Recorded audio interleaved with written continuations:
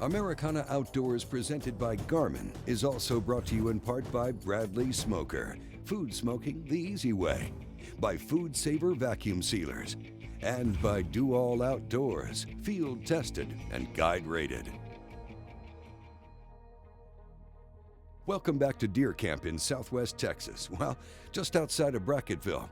It's early December, and a strong cold front has just pushed through, dropping temperatures from the near 80s down into the 40s. The deer are moving, and with that, we'll rejoin Yamaha's Steve Nessel. Talkie. All right, it's about 3 o'clock in the afternoon. We got good weather in the first time in the afternoon for about 2 or 3 weeks. We're excited about seeing the deer move. So now it's time to go get settled, and see just how they move.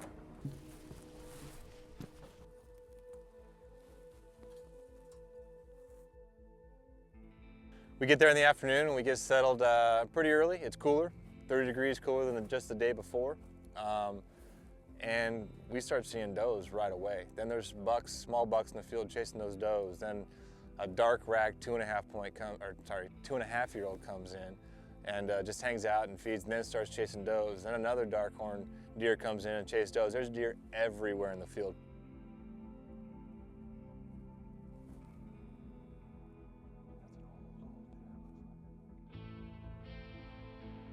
We had an 8-point, a crazy big body 8-point walk through before any of these deer came. Just left to right across the field, had an agenda for sure. I might have thought about shooting him, but he was, he was gone. He paid us no mind, didn't care. And so we were sitting there watching this whole show when all of a sudden, all the deer blow out. And now we're looking at an empty field. It went from a field full of deer to a field of nothing. We had another hour of light. I figured there'd be, some does come back in or something. We'd see more action, but when I take a little bit look off to my left, because I see something, and there he is. It's ridiculous. He just showed up off to the left. Hadn't had the deer come in there, and there he was, our buck, and I probably went from 60 to 70 beats a minute to 120 just like that. So.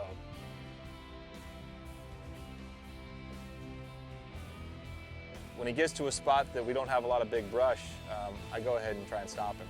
I bleed at him, do the safety off, and I let the shot go. And I completely whiffed. Just missed him. I still don't know where. I've looked at the playbacks. I don't know if it was above him, below him, in front of him.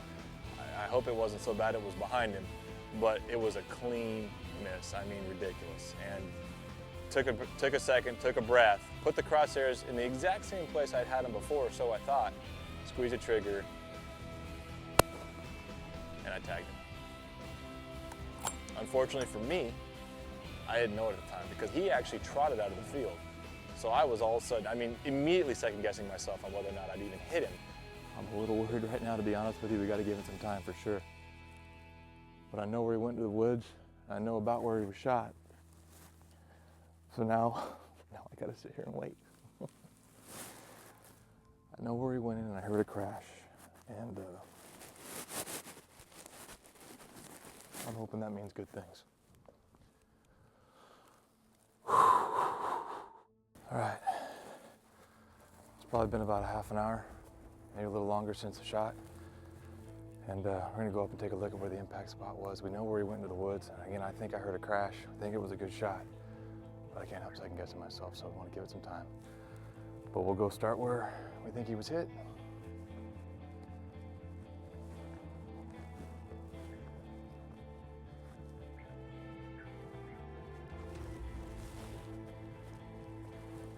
We got a sign.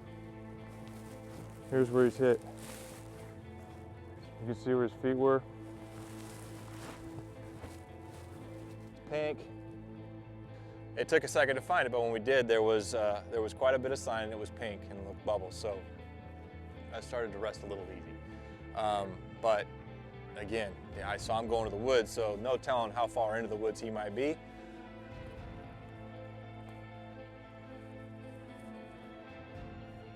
There we go, no more sign. Oh, good, right here. This is right where I thought he went in.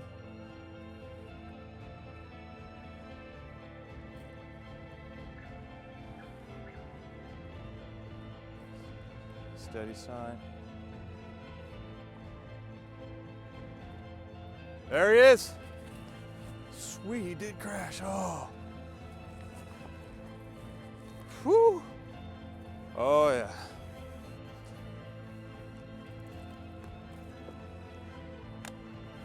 Come here, boy. Oh. Look at this guy. This is the time we're talking about.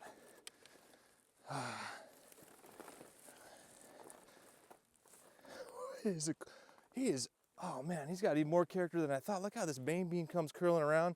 This one comes out. This broke off a little bit.